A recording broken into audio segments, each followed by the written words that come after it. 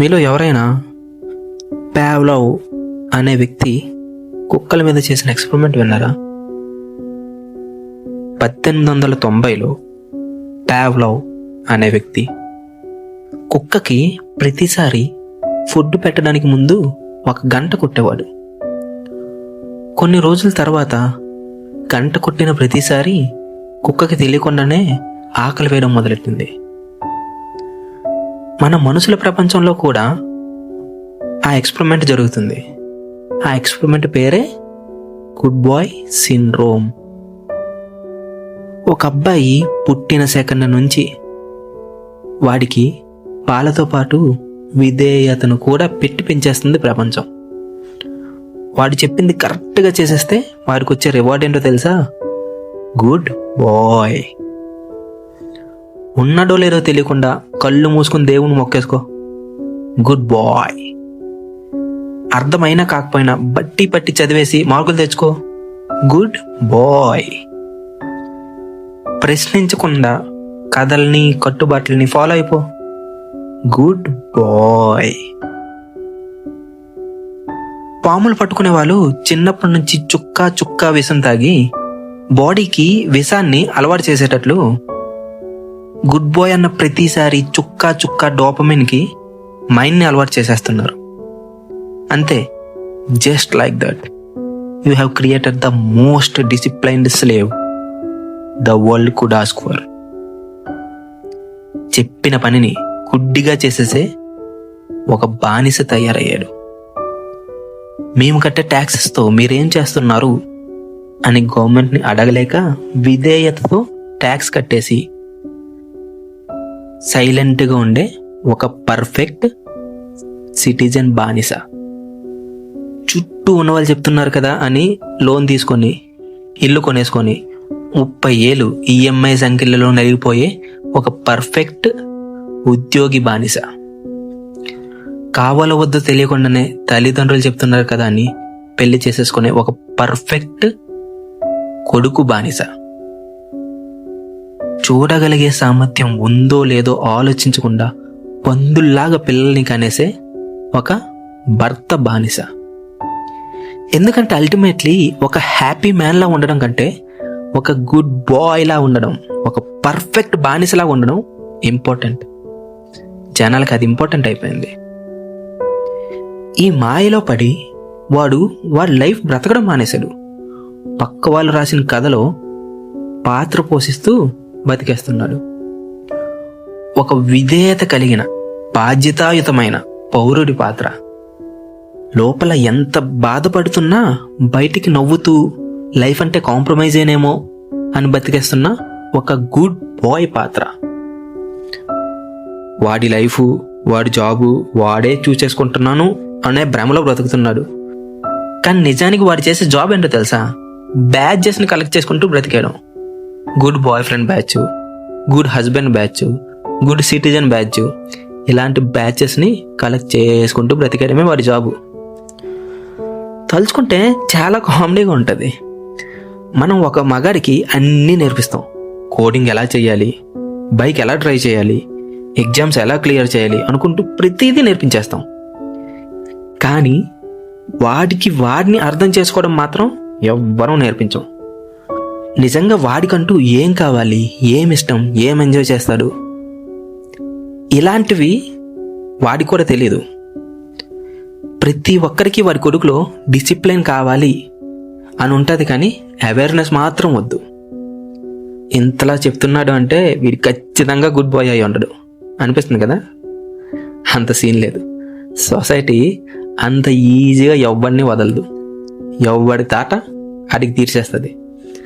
అందరికీ ఆ గంట వినిపిస్తూనే ఉంటుంది.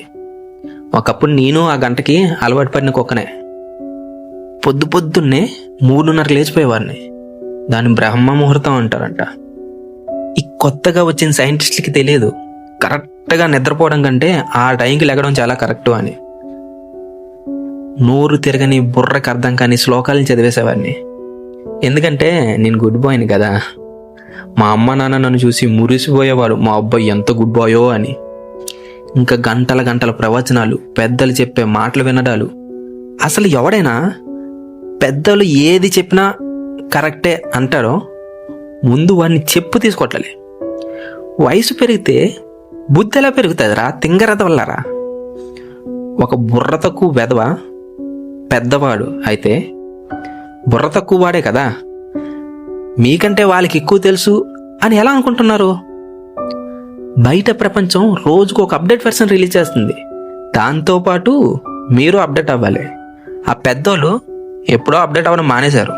వాళ్ళు ఇంకా లాస్ట్ 100 సంవత్సరాల ముందు ప్రపంచంలోనే బ్రతుకుతున్నారు. సర్లే, ఆ ఫ్రస్ట్రేషన్ ఇప్పుడు ఎందుకులే కానీ మన కథకు వచ్చేద్దాం.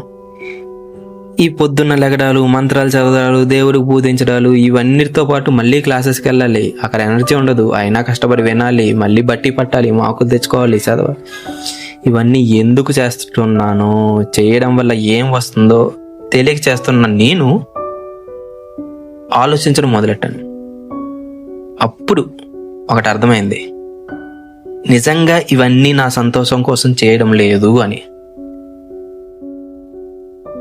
బుద్ధుడికి ఇలా జ్ఞానోదయం కలిగినట్టు నాకు అలా బుర్రలో లైట్ వెలిగేసరికి మొత్తం స్ట్రెస్ తగ్గిపోయింది. నాకు మనస్ఫూర్తిగా నచ్చినవి చేయడం స్టార్ట్ చేశాక హ్యాపీనెస్ కూడా స్టార్ట్ అయింది. లైఫ్ అంతా హ్యాపీగా బ్రతకడానికి ఒక చీట్ కోడ్ దొరికేసింది. మనకు నచ్చింది మనం చెయ్యాలి. మనకి ఏదైనా క్వశ్చన్ వస్తే అడిగేయాలి. ఎవరైనా దేని గురించి అయినా ఇది క్వశ్చన్ చేయకూడదు అని అంటే మాత్రం దాని గురించి ఖచ్చితంగా క్వశ్చన్ చేయాలి. మనం ఆన్సర్తో కన్విన్స్ అవ్వకపోతే ఫాలో అవ్వక్కర్లేదు. మనం అందరిలాగా బుర్ర తక్కువ వాళ్ళమైతే కాదు, వాళ్ళని ఫాలో అవ్వక్కర్లేదు. Once a man stops obeying, he becomes unpredictable. And when he is unpredictable, he becomes powerful. చుట్టూ ఉన్న సన్నాసిగాలు చాలా మంది చెప్తుంటారు, మెయిన్గా ఈ ఫెమినిస్టులు, మ్యాస్కులినిటీ ఈజ్ టాక్సిక్ అని. బట్ వాళ్ళ లోపల ఫీలింగ్ ఏంటంటే masculinity is threatening when it is tamed. అప్రూవల్కి అలవాటు పడిన కుక్కని కంట్రోల్ చేయడం చాలా ఈజీ, సింహాలని కాదు. అసలు ఈ స్టోరీ మొత్తంలో ట్విస్ట్ ఏంటో తెలుసా? The world needs strong man. ఒక దగ్గర అన్యాయం జరిగినా, అధర్మం జరిగినా, వైలెన్స్ వచ్చినా చుట్టూ ఉన్న అందరూ పిలిచేది ఎవరిని?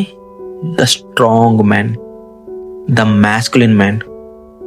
అలాంటి టైమ్స్లో కావాల్సింది అందరూ కలిసి అనగదొక్కేసిన కుక్కలు కాదు, సింహాలే కావాలి.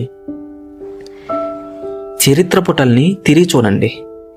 ప్రతి విప్లవం, ప్రతి తిరుగుబాటు, ప్రతి మార్పు, ప్రతిదీ రూల్స్ ఫాలో అయ్యే గుడ్ బాయ్ కాదు, తను కరెక్ట్ అనుకున్న దానికోసం రూల్స్ అన్ని బ్రేక్ చేసిన బ్యాడ్ బాయ్సే స్టార్ట్ చేశారు. నువ్వు కథలో గుడ్ బాయ్ పాత్ర పోషిస్తే అందరూ చప్పట్లు కొట్టేవచ్చు.